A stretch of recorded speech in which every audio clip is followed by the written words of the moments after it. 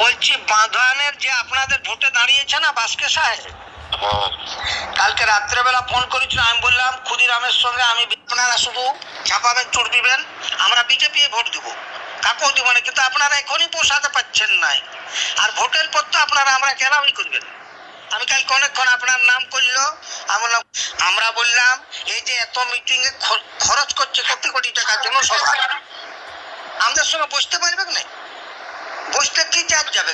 অজিত মাহাতোর সঙ্গে বসলো, ওর আমি আপনার গাড়ি নিয়ে আসুন, গাড়ি ভাড়া দিব, আপনি আমার না না গাড়ি ভাড়া বড় জিনিস না। শুনুন, ভোটটা পেতে গেলে মানে সাঁওতাল, ভূমুজ, মুন্ডা, কামার, কুমার সবার ভোট না পালে কেউ জিতবে না। শুভেন্দু অধিকারী বলুন আর নরেন্দ্র মোদী বলুন, অযোধ্যায় আপনি কার সাথে বসবেন বলুন না। এখন তোর পারগানা মহল, ভূমুজ মুন্ডা যারা বিধানসভা, যারা পারগানা মহলের দায়িত্বে আছে তারা বসেছে। পারগানা মহলের বিধানসভার যে পারগানা মহল, হ্যাঁ, ওরা বসেছিল আমার সাথে কালকে রাত্রিবেলা। 30টা মৌজার মাঝি বাবারা সে বসেছিল কালকে এখানে। রাত্রিবেলা আমার সাথে বসা হয়, কথা হয়, এবং শিক্ষকদের একটা সংগঠন জায়ের গার্ড ওরা বসেছিল। ক্ষুদিরাম দা, হ্যাঁ, আমি বলছি সারি সারনা ধর্ম প্রচার করার জন্য এখন ওইটা বিজেপিকে কেমন, আপনি মন্ত্রী হওয়ার পর আমরা জিতাবো। আমাদের এখানে সমবায় সমিতি আছে, এনজিও আছে, ডিয়ার পার্ক করতে হবে, সমবায় সমিতি থেকে গোশালা এবং বৃদ্ধাশ্রম অনেক কিছু করা যাবে। আমাদের এখানে সমবায় সমিতিটা অনেক পুরনো, আমাদের গ্রামেরই ম্যানেজার আছে, সেক্রেটারি আছে এবং বহু পুরনো। তাহলে গভর্নমেন্টকে আপনি এটা বলবেন। গুড মর্নিং দিলীপ দা। গুড মর্নিং, কেমন আছেন? আছি ভালো। ওই মানে আমি কলকাতা গেছিলাম কিছুদিন আগে, হ্যাঁ, তা সুকান্ত বাবুর সঙ্গে বসেছিলাম, আমি, নবারুণ আর সুকান্ত বাবু।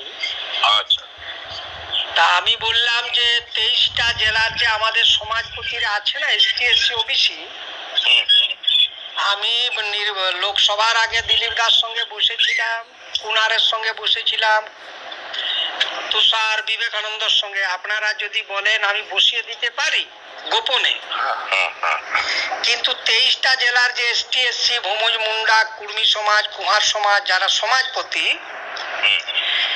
মানে আমাদের তো অন্য কিছু দাবি নাই।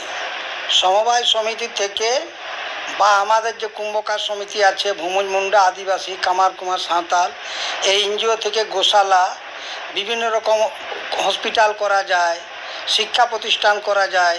তাহলে আমাদের এখানে গোশালা, ডিয়ার পার্ক হবে। গরু বিক্রি করা বন্ধ করে দিবে রাজ্য সরকার।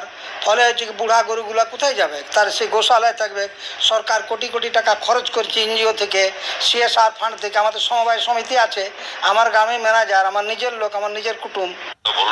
তো আমি কথা বলেছি, আর কালকে শুভেন্দু দাও ফোন করেছিল। তো সুকান্ত বাবুর ওখানে আমি 2.5 ঘন্টা ছিলাম ওনার বাড়িতেই। তো পরিবেশ খুবই ভালো আছে। আজ নির্বাচন হলে বিজেপি ক্ষমতা আসবে। 1 বছর পরে, 6 মাস পরে যদি সম্পর্ক ভালো, এবং আমরা বিধানসভায় বিরোধিতা করেছিলাম কথা বলে, বিষয়টা যদি পার্টি মনে করে বিজেপি করে দিল্লিতেও আলোচনা করে আমাকে জানাবেন। আমি সুকান্ত দাকে বলেছি, নবারুণ, তবে নবারুণকে আশ্রম মানে আপনার লোকসভা বেল্টে আমাদের গাররাসিনীর প্রায় 1 থেকে 1.5 লাখ গুরু ভক্ত আছে, গুরু ভাই। ওই আশ্রমে নবারুণ এসেছিল, আমি দেখিয়ে দিয়েছি ওকে। এবং আপনারও ওটা গাররাসিনী, ওই যোগী শ্যামাচরণ লাহিড়ী আশ্রম। আচ্ছা, এই আশ্রমটাও রেজিস্ট্রিকৃত, 40-50 বছর হইল। এই আশ্রমের দ্বারাও গোশালা, আশ্রমের দ্বারাও অনেক কিছু করা সম্ভব হবে, কারণ রেজিস্ট্রেশন আছে সমবায় সমিতির মতন। সমবায় সমিতিটাও আমার কন্ট্রোলে, আর আমাদের গাররাসিনীর তো আমার প্রভাব আছেই। আর পার্কও হবে, গোশালাও হবে, শ্রম করা যাবে, সরকারের জায়গাও আছে, বেসরকারি জায়গাও অনেকেই দিবেন। সমাজপতিরা মেনে নেবে। এইটা আপনি কথা বলুন আর নবারুণ বাবুকে আপনি দিল্লিতে আজ আমি কথা বলছি, জানাবো। ঠিক ঠিক আছে। হ্যাঁ দেখিনি, আমি আপনার ছবি দেখার আগেই কথা বলি। হ্যাঁ, না সে তো আপনি বললেন। আচ্ছা, তিনি আমাকে 12 তারিখে টাইম দিয়েছেন 4-5 দিন আগে, হুম। কিন্তু আপনাকে আমি 4-5 দিন আগে বলিনি, কারণ বাই চান্স যদি আবার আপনাকে বলবো, আবার 2 দিন আগে আগের দিন ফোন করলে তখন বলবে যে না আমি ব্যস্ত আছি, ওই জন্য আমি আপনাকে আগে যেতে বলিনি। আর তিনি সব আমাকে থেকে- টাইম দিয়েছেন 12 তারিখ, অনেক দিন আগে, 5-6 দিন আগে। সব থেকে কি খারাপ, আপনি একটা মন্ত্রিত্ব পাবেন। আমার এখানে সমবায় সমিতি আছে, গাররাসিনী আশ্রম আছে, ঝাড়গ্রাম সেবায়তন আছে, তারপর বাঁকুড়ায় আশ্রম আছে, দীঘাতে আছে, আপনার ওখানে সুন্দরবনে আছে, উত্তরবঙ্গে বহু জায়গায় আমার আশ্রম থেকে শাখা পোশাখা আছে, সেখান থেকে এইসব কাজগুলো করা যাবে। নরেন্দ্র মোদীর উপর বিজেপির উপর নির্ভর করলো। শুভেন্দুদার ব্যাপারটা আলাদা, কাছে রাখবে তো বললাম, আপনি ফ্রেশ হয়ে বলবো। হ্যাঁ হ্যাঁ, ঠিক সাবধানে গাড়ি করবেন। হ্যাঁ, তবে ওই অতটা হাল্লা না করা ঠিক আছে। ওটা কিছু মনে কিছু কিছু না, আমি শুনুন দিদি, কিছু মনে করি নেই, এটা কিছু মনে করি না, আপনি মানছি। শুধু ওয়েস্ট বেঙ্গলে নয়, আসাম আছে, ঝাড়খণ্ড আছে, পশ্চিমবঙ্গ আছে, 4টা রাজ্য আছে নাকি। হ্যাঁ, ফলে এই জায়গাটা আমার ব্যক্তিগত, আর আপনি দেখছেন তো আমাকে লোকসভায় টাকা দেবো বলেছে, আমি দেখি মমতা ব্যানার্জিও বলেছিল বিধানসভা দাঁড়ায়, আমি বললাম না আমি দাঁড়াবো না। টাকা নেন বলে 1 টাকাও দেবো না, দেখলেন টাকার, আমি বললাম টাকার কোশ্চেন আমাকে বলবে। আমাদের গ্রামে দিদি গরিব মানুষ, খারাপ লাগে, আমি বললাম যে ডেভেলপ করুন, শহর কেন্দ্রিক, বুলেট ট্রেন শহর কেন্দ্রিক করছেন।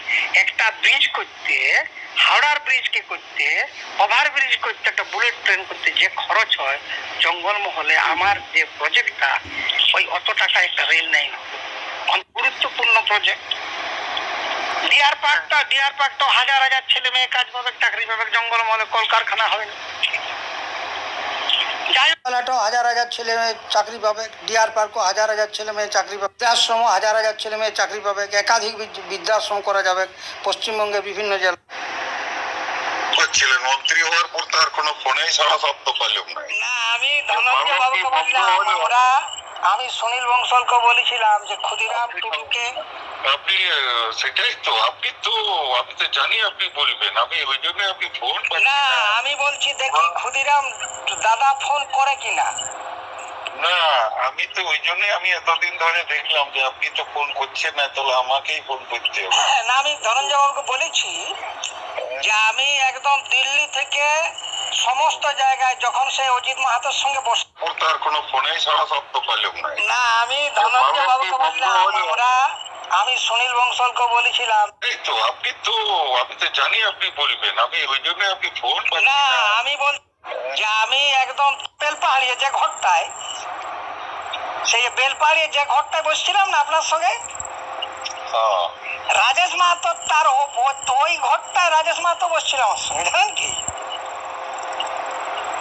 এই যে মন্ত্রী রাজেশ মাহাতো, তবে তখন ও বললো কি, বলছে শুনুন, যদি আপনাদের দাবি দাবা কিছু করতে চান, বিজেপির কাছে যাওয়া ছাড়া বাঁচতে পারবো না, আমি আপনি কেউ বাঁচতে পারবো না।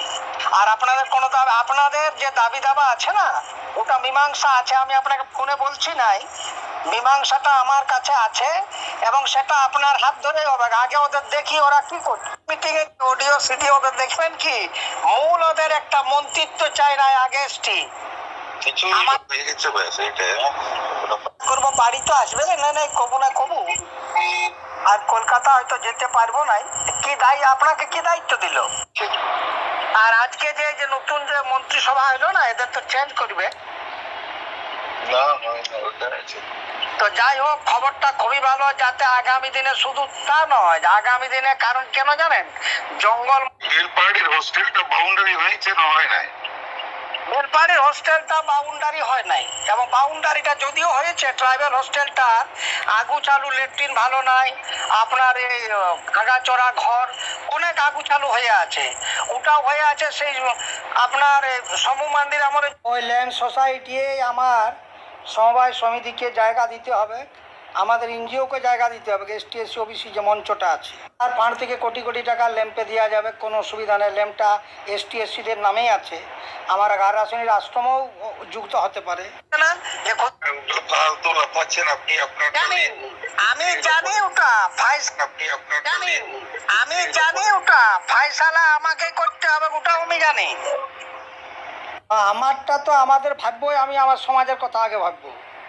নেতাদের সাথে অজিত বসে ও এক ডাকিয়ে আপনার জ্যোতিষ কিস্কু সামুয়েল সরেন যারা মালদার, ওই ওদের সঙ্গে বসাই ছিলাম ওখানে, খগেন মুর্মুর যে আপনাকে অডিওটা পাঠালাম না, ওখানে যে আদিবাসী